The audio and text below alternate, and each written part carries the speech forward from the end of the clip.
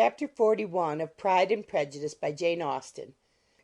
Pride and Prejudice by Jane Austen, Chapter 41.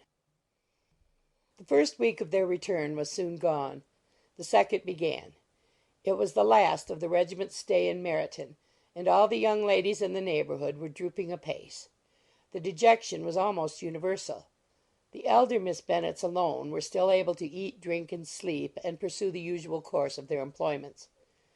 Very frequently were they reproached for this insensibility by Kitty and Lydia, whose own misery was extreme, and who could not comprehend such hard-heartedness in any of the family.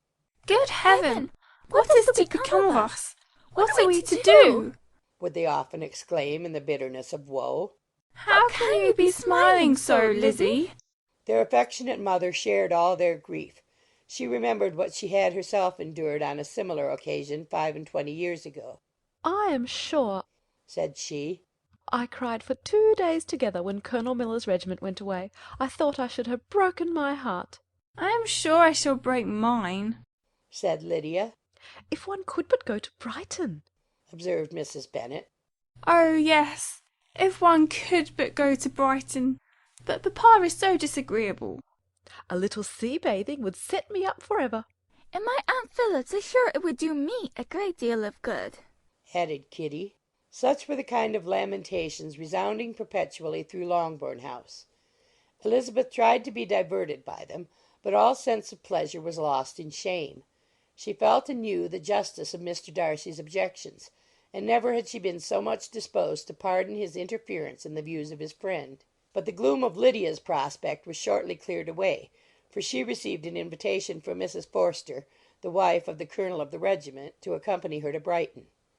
This invaluable friend was a very young woman, and very lately married. A resemblance in good humour and good spirits had recommended her and Lydia to each other, and out of their 3 months' acquaintance they had been intimate too. The rapture of Lydia on this occasion, her adoration of Mrs. Forster, the delight of Mrs. Bennet, and the mortification of Kitty are scarcely to be described.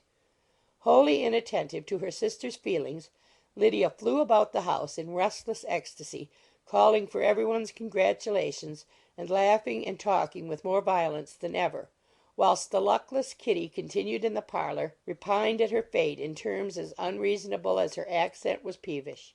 "I cannot see why Mrs. Forster should not ask me as well as Lydia," said she, "though I am not her particular friend.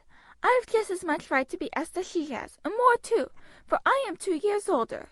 In vain did Elizabeth attempt to make her reasonable, and Jane to make her resigned. As for Elizabeth herself, this invitation was so far from exciting in her the same feelings as in her mother and Lydia, that she considered it as the death-warrant of all possibility of common sense for the latter, and detestable as such a step must make her were it known, she could not help secretly advising her father not to let her go.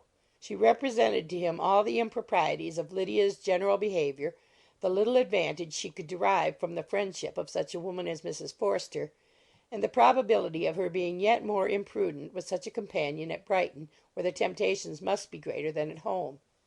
He heard her attentively, and then said, "Lydia will never be easy until she has exposed herself in some public place or other, and we can never expect her to do it with so little expense or inconvenience to her family as under the present circumstances."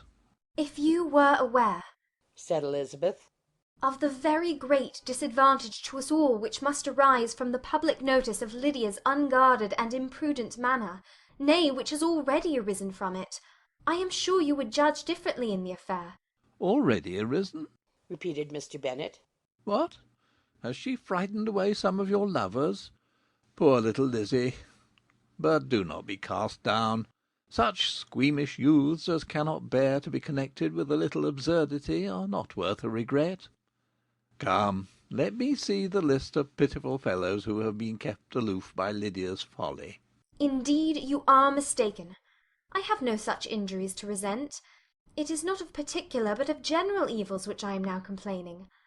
Our importance, our respectability in the world must be affected by the wild volatility, the assurance and disdain of all restraint which mark Lydia's character. Excuse me, for I must speak plainly. If you, my dear father, will not take the trouble of checking her exuberant spirits, and of teaching her that her present pursuits are not to be the business of her life, she will soon be beyond the reach of amendment. Her character will be fixed, and she will, at 16, be the most determined flirt that ever made herself or her family ridiculous. A flirt, too, in the worst and meanest degree of flirtation, without any attraction beyond youth and a tolerable person, and, from the ignorance and emptiness of her mind, wholly unable to ward off any portion of that universal contempt which her rage for admiration will excite. In this danger Kitty also is comprehended. She will follow wherever Lydia leads, vain, ignorant, idle, and absolutely uncontrolled. Oh, my dear father, can you suppose it possible that they will not be censured and despised wherever they are known, and that their sisters will not be often involved in the disgrace?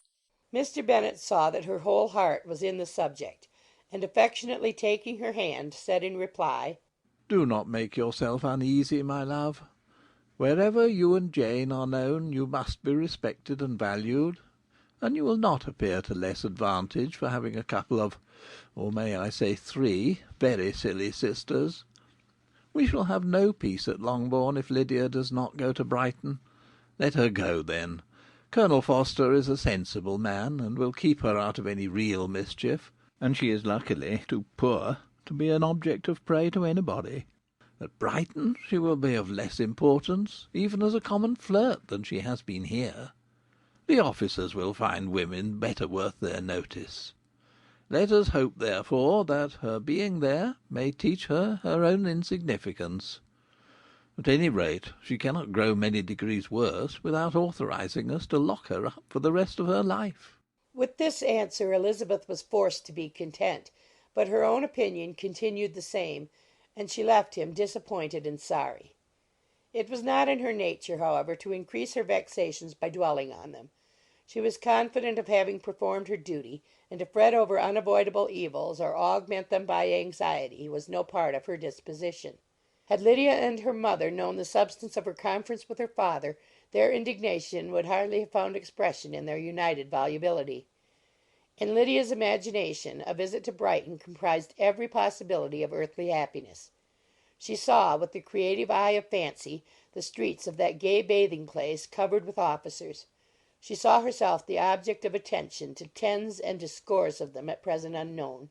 She saw all the glories of the camp, its tents stretched forth in beauteous uniformity of lines, crowded with the young and the gay and dazzling with scarlet, and to complete the view she saw herself seated beneath a tent, tenderly flirting with at least 6 officers at once.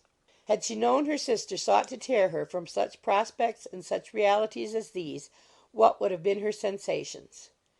They could have been understood only by her mother, who might have felt nearly the same. Lydia's going to Brighton was all that consoled her for her melancholy conviction of her husband's never intending to go there himself. But they were entirely ignorant of what had passed, and their raptures continued with little intermission to the very day of Lydia's leaving home. Elizabeth was now to see Mr. Wickham for the last time. Having been frequently in company with him since her return, agitation was pretty well over. The agitations of formal partiality entirely so. She had even learnt to detect, in the very gentleness which had first delighted her, an affectation and a sameness to disgust and weary.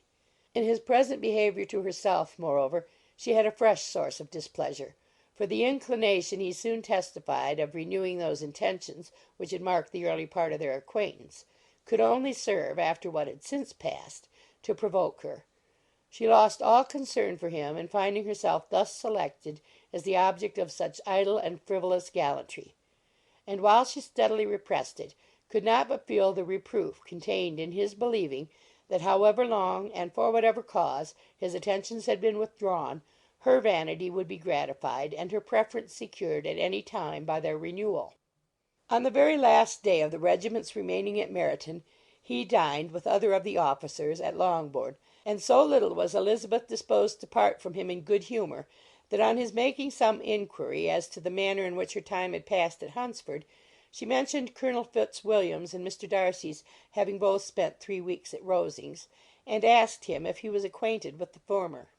He looked surprised, displeased, alarmed, but with a moment's recollection and a returning smile, replied that he had formerly seen him often, and after observing that he was a very gentlemanlike man, asked her how she had liked him. Her answer was warmly in his favour.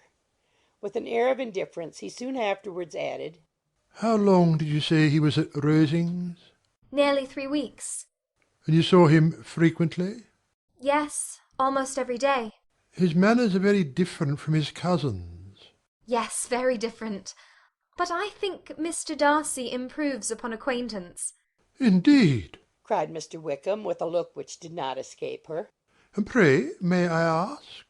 But checking himself, he added in a gayer tone, "Is it in address that he improves? Has he deigned to add aught of civility to his ordinary style? For I dare not hope," he continued, in a lower and more serious tone, "that he is improved in essentials." Oh, no, said Elizabeth. in essentials I believe he is very much what he ever was. While she spoke, Wickham looked as if scarcely knowing whether to rejoice over her words or to distrust their meaning.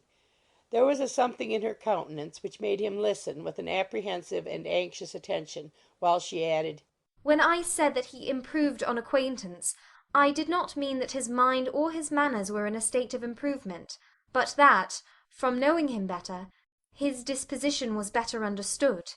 Wickham's alarm now appeared in a heightened complexion and agitated look. For a few minutes he was silent, till, shaking off his embarrassment, he turned to her again, and said in the gentlest of accents, "You who know so well my feeling towards Mr. Darcy will readily comprehend how sincerely I must rejoice that he is wise enough to assume even the appearance of what is right. His pride in that direction may be of service, if not to himself, to many others, for it must only deter him from such foul misconduct as I have suffered by. I only fear that the sort of cautiousness to which you, I imagine, have been alluding, is merely adopted on his visits to his aunt, of whose good opinion and judgment he stands much in awe. His fear of her has always operated, I know, when they were together, and a good deal is to be imputed to his wish of forwarding the match with Mr. Berg, which I am certain he has very much at heart."